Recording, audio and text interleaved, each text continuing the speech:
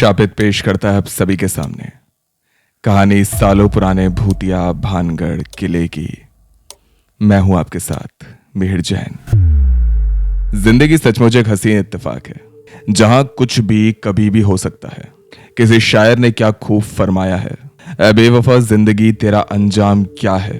तो रूह से आवाज आई कि मेरा मुकद्दर तो खुद मुझसे ही बेवफा है। बैचलर्स पूरी करने के बाद अभी अभी उदयपुर से दिल्ली आया था मैं।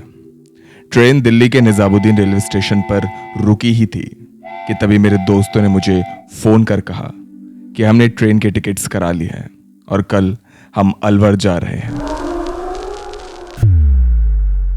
मेरी फोन पर ही उनसे थोड़ी कहासुनी हो गई कि यार अभी तो मैं घर भी नहीं पहुंचा और फिर घूमने चलो तुम। ये बात सुन उन्होंने कहा कि अलवर तो बस एक बहाना है, असल में तो भानगढ़ चलना है हमें।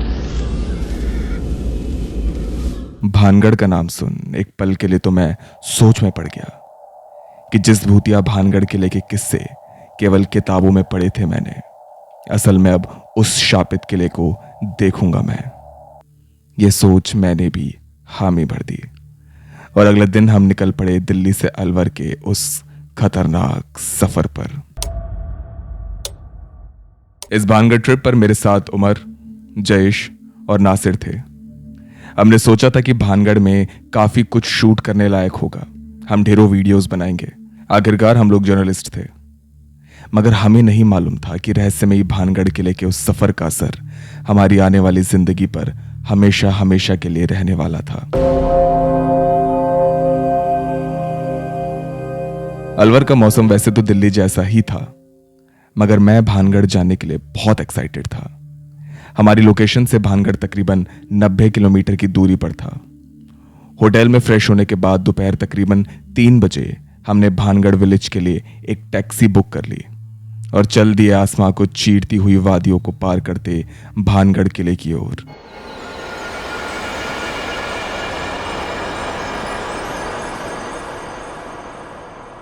हम चारों दोस्त भानगढ़ जाने के लिए कई महीनों से ट्राई कर रहे थे। इतनी हाई वॉल्यूम में गाने चल रहे थे कि एक दूसरे की आवाज भी सुनाई नहीं दे रही थी।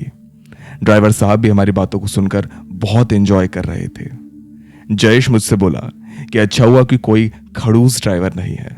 उस ड्राइवर ने हमें अपना नाम सतीश बताया और अलवर को पीछे छोड़ती हर एक जगह के बारे में काफी नई नई मुख्तलिफ बातें बताई।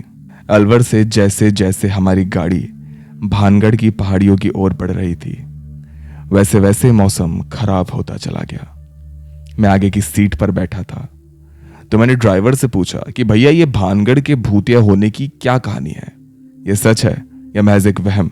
मेरे इस सवाल पर उस ड्राइवर सतीश ने मुझसे कहा कि आपके सारे सवालों का जवाब तो अब भानगढ़ किले में ही मिलेगा। थोड़ी देर में गाड़ी में पीछे बैठे नासिर, जयेश और उमर सो गए। मैं आगे बैठ उन वादियों को देखते देखते न जाने किस ख्याल में खो गया कि अचानक मुझे लगा कि कोई दबी आवाज में मेरे कानों में भानगढ़ की कहानी सुना रहा है। अचानक आंख खुली तो रास्ते में थोड़ा जाम था और बाहर बहुत तेज बारिश हो रही थी।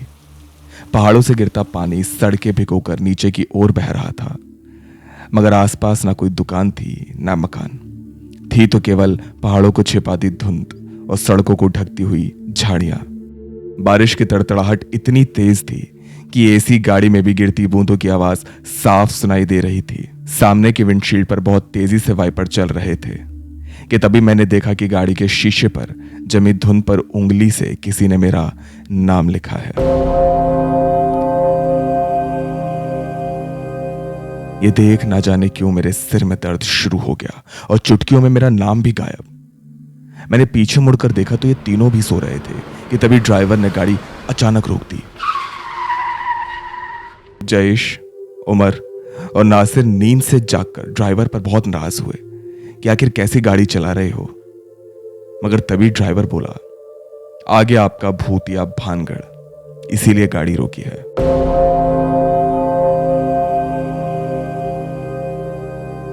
उस ओर देखते हुए ऐसा लगा मानो सालों साल पुराना भानगढ़ का वो किला हमें अपनी ओर खींच रहा था। वहां खड़े होकर ऐसा लगा कि कोई अदृश्य शक्ति हमें अपनी ओर बुला रही है। उस खुलेपन में भी मेरा दम घुट रहा था।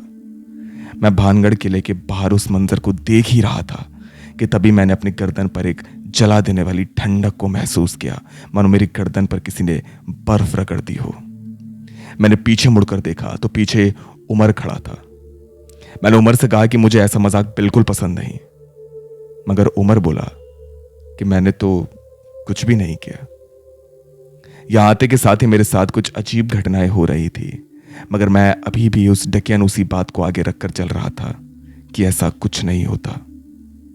शाम के तकरीबन 5 बज रहे थे। हमें गेट पर गार्ड्स ने बता दिया कि 6 बजे यह फोर्ट बंद हो जाता है, क्योंकि रात में यहां आना मना है। यहां इंसान नहीं बल्कि कुछ अदृश्य शक्तियां रहती हैं।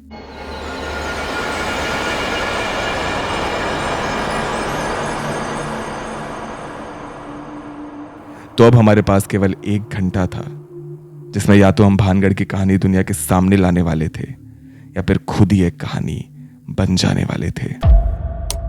तो फिर अब भानगढ़ के इस शापित किले में हम 1 घंटा रहने वाले थे या फिर ये भानगढ़ हमारे जहन में ताउम्र रहने वाला था। जानेंगे शापित के अगले पार्ट में। मैं हूं आपके साथ मिहिर जैन।